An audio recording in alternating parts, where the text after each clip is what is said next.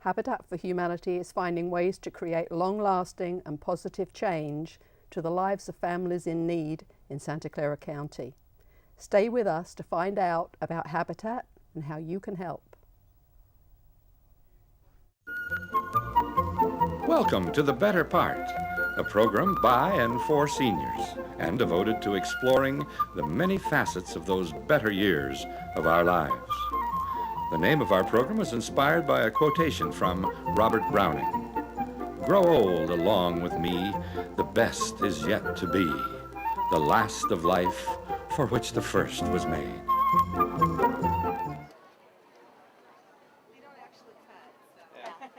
It's symbolic.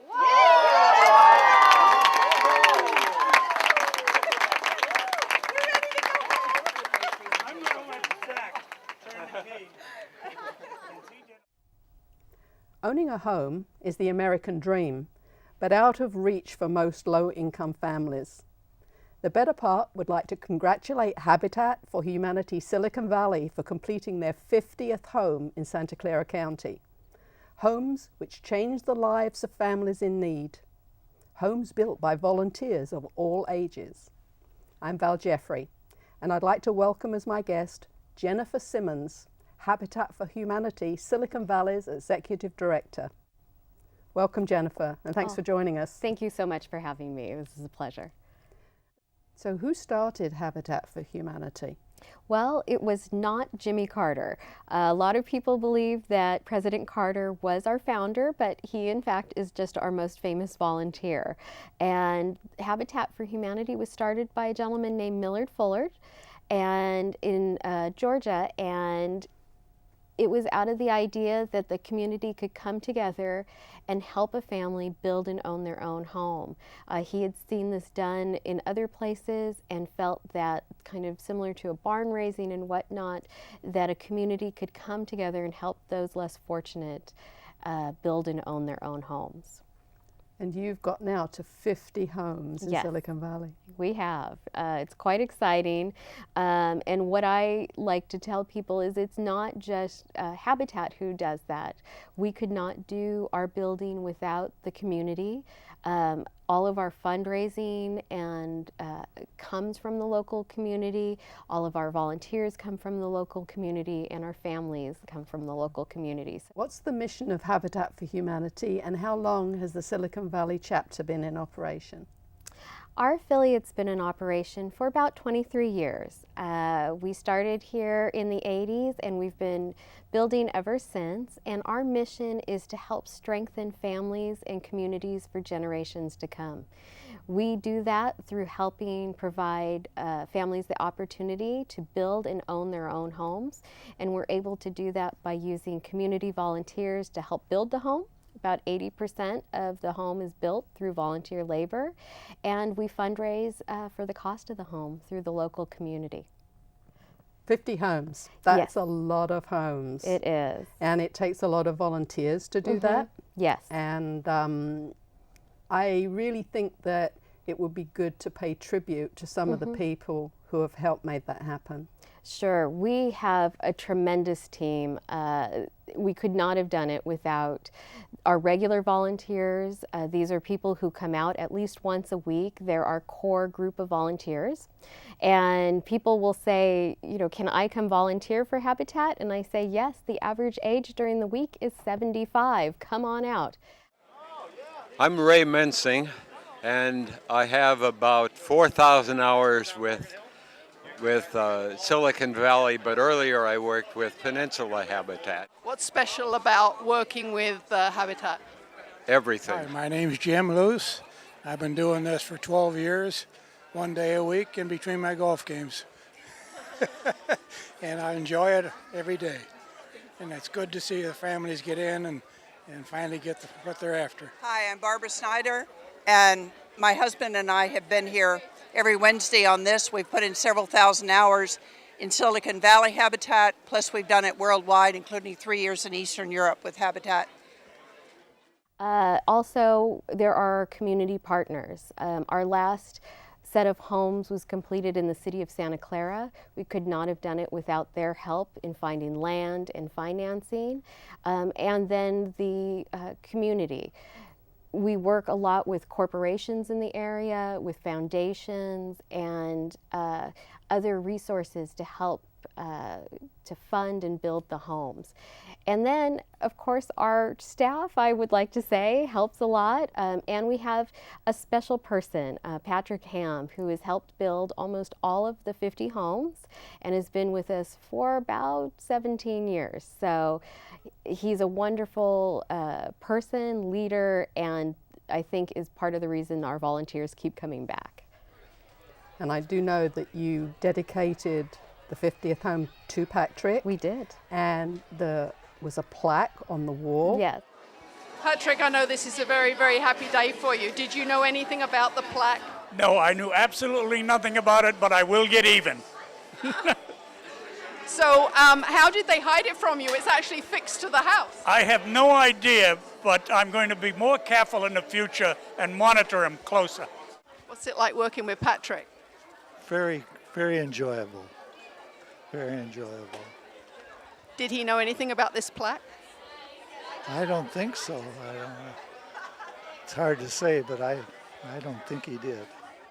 So how did you keep it a secret from him? We had to have some secret meetings on how to do this and where exactly it was going to be placed and how to do it. So kind of what happens when we get ready for a dedication is us as staff in the office kind of transcend or come out to the site and start putting up signage and whatnot. And for the most part, the construction volunteers just ignore what we do. So we arranged with his site super, Brent Koontz, to hang up the sign, and then we immediately put a marketing poster over it. So he just figured it was something we did, and it was hidden underneath, and he never checked. What a special thing to do. That was so nice of you to do it. Oh, it was our pleasure. We cannot begin to thank Patrick for his dedication to Habitat, not only to the organization, but to the families and the volunteers. He's just been amazing. Well, I think they pay you other tributes as well. I noticed in one of the houses there is a painting of you. How did that come about? One of the homeowners from Grant in Campbell painted it from a photo and then gave it to me. I didn't know anything about that one either. I'm slipping. Does it follow you around the houses? No. It usually hangs in my living room, but I thought a little harassment on this project was good, so I brought it down. You've always got a joke, Patrick. It's fun. Yeah. So when did you first get into this? About 18 years ago, when we were building 4 homes in El Viso, and got hooked on it, which is very easy to get hooked on Habitat, and been doing it ever since and enjoying it ever since. Do you have a big turnover of volunteers? No, we're very fortunate. During the week, we have a regular group of retired people that show up. Some of them 1, some of them 2. Average age is 72. One of them is 88. And they keep coming back and helping us out. They're terrific. So how many houses are you going to be building in the next 5 years, did Jennifer say? She said 50. I think that's an optimistic. Land is hard to find in this valley. We're lucky when we find a piece of property to be able to put 5 or 6 homes on it, you know. At what point do you get involved? Right from the beginning? No, I usually get involved once they've got the land and they've started to design a home, and then I get to put my 2 cents in as to, you know, maybe if we change this, it'll make it easier to construct or that. How many people do you think that you use on any one house? Oh, God. How many volunteers come out for a project? In the hundreds. I couldn't even give a wild guess. I mean, they're from high school students doing their community service, to people in college, to individuals, to just people that want to help out.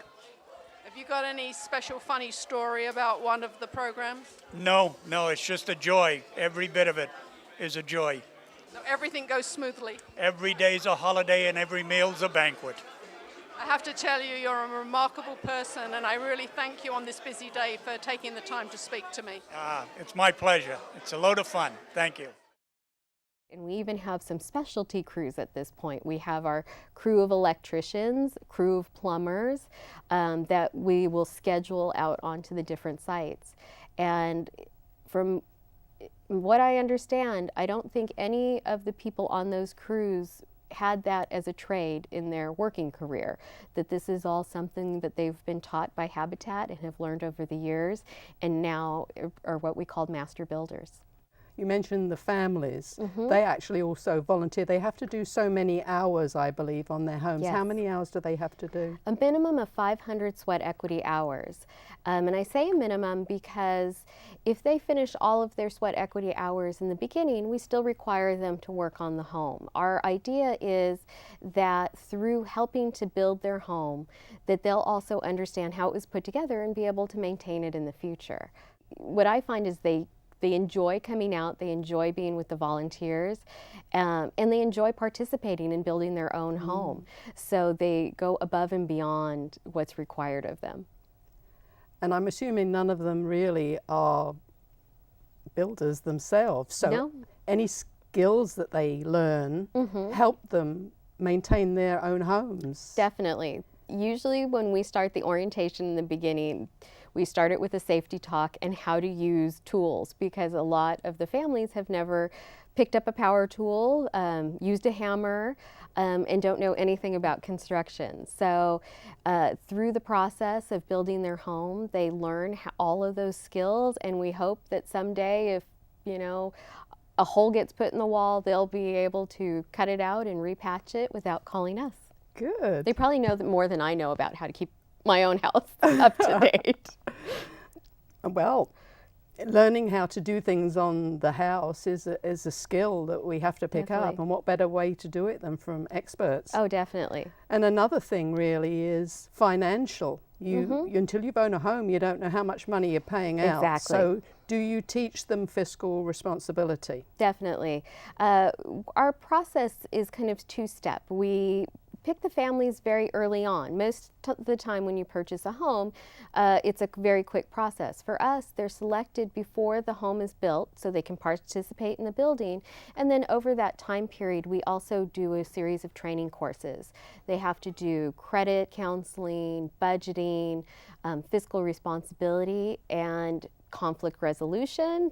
This last build, we were able to do sustainable gardening with our families. Oh, wonderful. And the one that I like most, because being a homeowner myself and how little I knew going into the purchasing process, we spend at least 3 days training them on legal documents. So every document they sign at their closing, they will have seen before and will have been explained ad nauseum to them.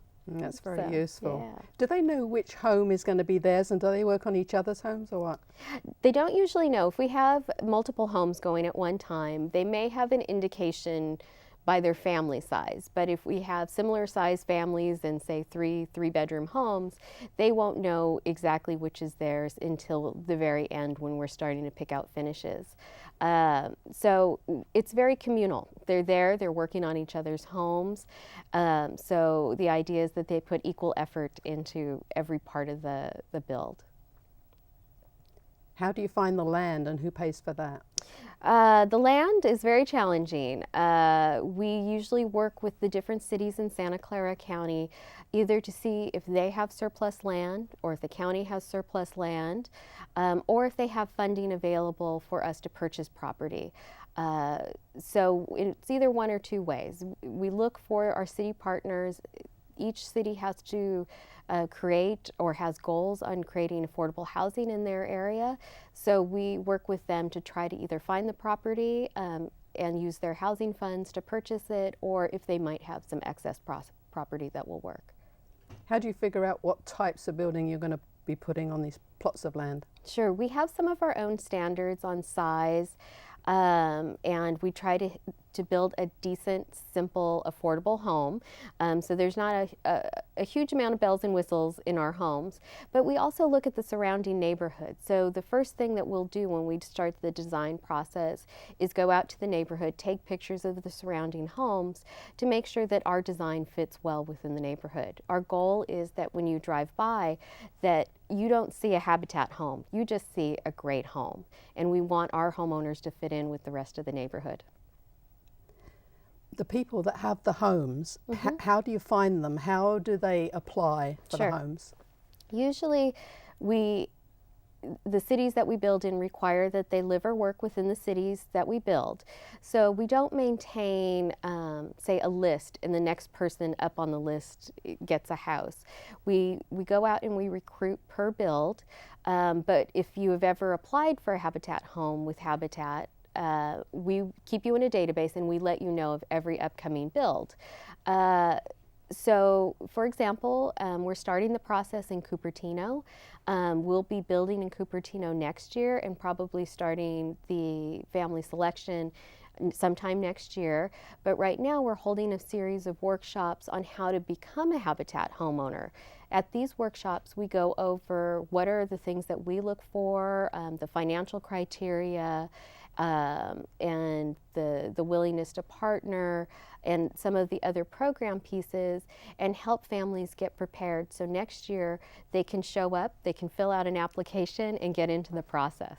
So they really, it's usually a year before that you start doing that, and then people apply the following year. And then how long does the whole process take? It can take between 3 and 6 months for us to select families, because once they have qualified financially, our volunteers on our homeowner selection committee will go out and visit them at least twice in their home. We really want the families to understand the program and to understand what they're getting into. So we spend a lot of time to make sure that we're not only picking families that are financially qualified, but are the best fit with us and the community that they're going to join.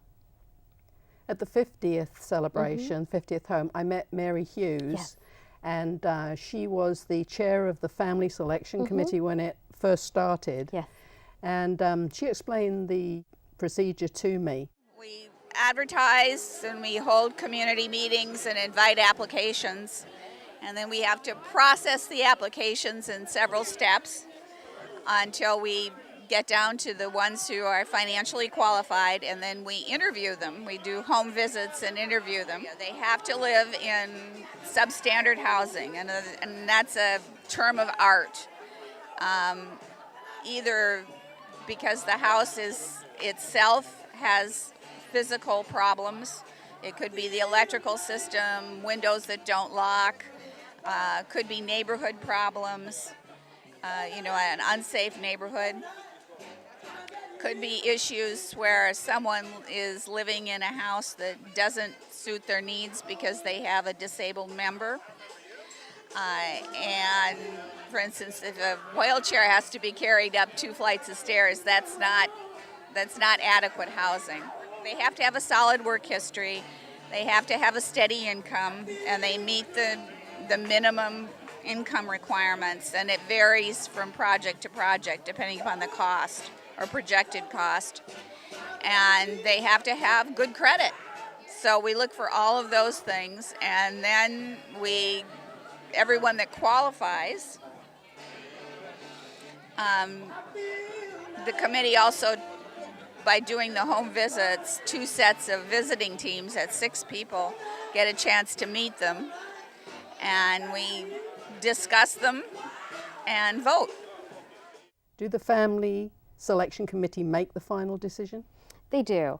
I will say that it's affirmed by our board of directors, but it's really our volunteers on the family selection committees that do the legwork to visit the families in their home, and then they recommend the finalists for panel interviews with myself and the director of homeowner relations, and then whomever qualifies from there gets voted on by the family selection committee, and then they're recommended to the board of directors for affirmation. So it's really our volunteers that help select the homeowners. The prices of homes around here, Cupertino, everywhere, Yeah.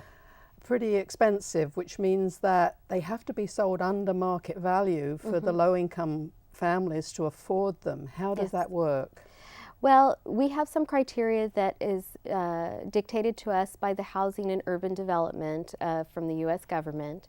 We serve families that earn less than $54,000 a year for a family of four, and we have to make sure that not more than a third of their gross income is spent toward their housing expenses. That includes their base mortgage, their taxes, and insurance.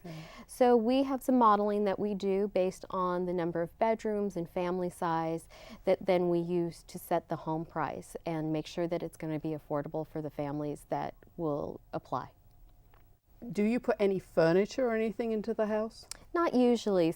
We do get offered donations for furniture and different decorating supplies, so we usually then try to connect the families with those donors. When they pay their monthly mortgage, what happens to that money? It gets paid forward. We offer our families a zero interest 30-year mortgage that is provided by Habitat.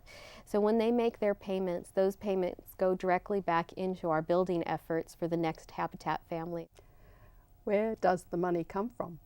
Where does it come from? It comes from everywhere in the community. We receive government funding through the Cal Home Prop 1C initiatives that were passed several years ago that help self-help housing, such as ourselves. We also fundraise with individuals, corporations, our local cities, and the faith community. The faith community is a huge supporter of Habitat for Humanity. Fundraising is not a nice task. I don't find it a nice task. So I have to say it's not my favorite. Tell me about the committee, the wonderful people who do the fundraising. We do have a fund development committee. It's made up of board members and volunteers, and they do an amazing job. So what they do is we have different facets of fund development. Either they help with individual fundraising, there's special events to help plan and organize, and grant writing. I would say about 80% of our grants are written by volunteers. So it's a wonderful process where myself and the other people on our fundraising team get together with our volunteers, and we kind of divvy up the work to get the funding that we need. Do the International Habitat for Humanity give any funds? Not really. The way that the process works is, as a Habitat affiliate, we're wholly owned like a subsidiary. So we run ourselves. We have our own board of directors. We do all of our own fundraising to support ourselves, and we actually tithe money back to Habitat for Humanity International. So about roughly 10% of everything we raise, we send back to Habitat for Humanity to support their international building efforts. We do get support from international in other ways. They help get national contracts with companies like Whirlpool that provides free appliances to our homes. Also Thrivent Financial for Lutherans, which will sponsor homes and pay for about 90% of the cost and supply half the volunteers, and just a whole other host of programs. So although we might not get a check from international, they do support us in a vast array of other areas.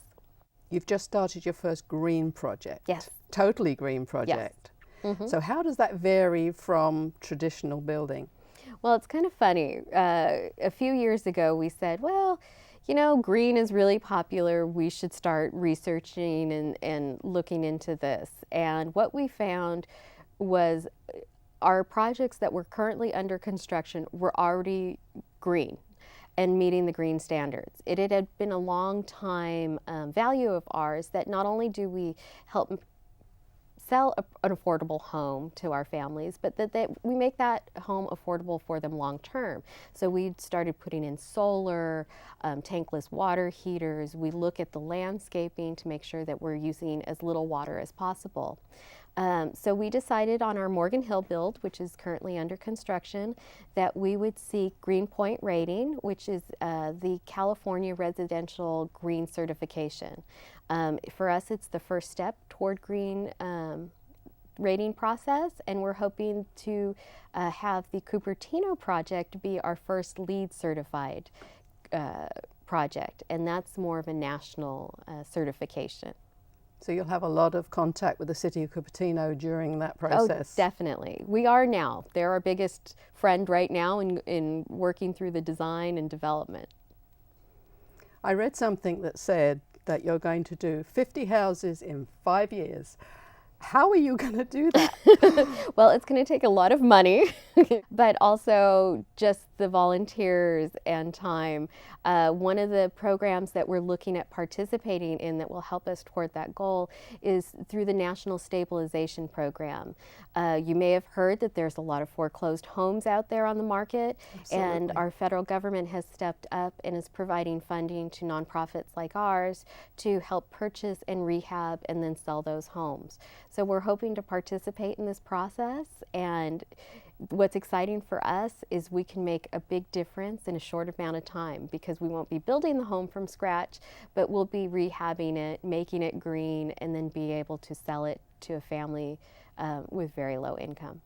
That's wonderful that you can adapt to the situation and Definitely. the monetary problems that we have now. That's Yes. really, really good. Yes. So how can volunteers contact you, and are there any age restrictions? The only age restriction we have on our build site is you have to be older than 16. Unfortunately, our insurance doesn't allow younger members out on site, but there are lots of other things they can do, such as bringing lunches and visiting the site. But from 16 up to however old you would like to be when you come out, we support. So we do the building on our sites, both on the weekdays and the weekends, and on our website. If you click the Volunteer Now button, you can see all the open available dates. Also, we welcome volunteers in our office, usually Monday through Friday. We're buzzing with volunteers helping us do data entry and mailings and grant writing and everything else that we can think of. So just either check out our website and sign up there, or call the office and we'll get them set up.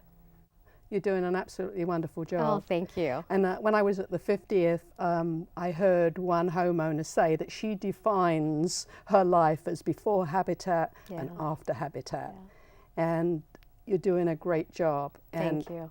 all of the families have got their homes because of Habitat for Humanity, and I hope this program in some way helps Habitat. Oh, Thanks so much for coming. Thank you so much for having me. A house is nothing more than nails and wood and pipes and wires. But a home is all of that, plus love, care, dedication, and pride.